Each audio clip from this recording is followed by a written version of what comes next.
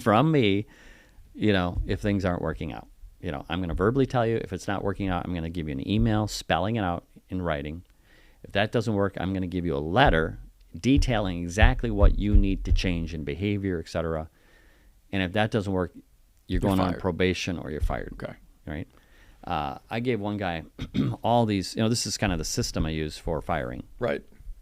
And I gave one guy every opportunity. He was very successful, but decided to coast. I've had that happen a lot. They get in, they're successful, and I'm up here now. I can just coast, free, and they stop working. Like this one guy just stopped coming to work. He would be gone on Thursday afternoon, gone Friday. He'd show up at work on Monday at 2 p.m. What was his position? Helping with capital raising. Okay. Raising capital from investors. I have over 800 investors in our real estate. Right. And I told him flat out, I went through the whole system, put him on probation. Wow. And even during the 90-day probation, I don't think he worked more than 30 or 32 hours a week.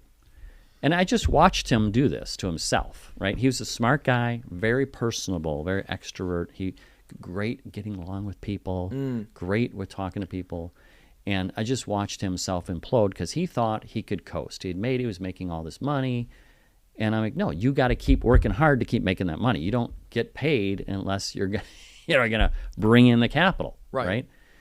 So on the 90th day, the day of his, whether we're going to decide whether we're going to keep him or not, as a Monday, and I distinctly remember this, he shows up at 2 p.m. on that afternoon.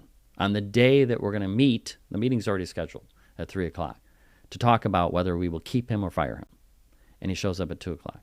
And I sat down in the boardroom with him, and the first words out of his mouth are, "Today's not a good day to fire me." And the first words out of my mouth were, "Well, you sure made it easy on me." Because if he had worked hard those 90 days, if he had put in the extra hours, put in the time, the energy, and had been successful bringing in more capital, etc., that would have been hard for me to fire him. And I wouldn't want to, right? I'd want to keep him. He made it easy because he didn't come to work a lot. He shows at 2 p.m. on the day he's going to have his, meeting to discuss whether he stays with us or not. I mean, what was his reasoning for today's not a good day to fire me? He didn't have a reason. It was, he decided to go home to another city, to his parents' house for the weekend. And instead of coming back Sunday night, he decided to come back on Monday because he was lazy.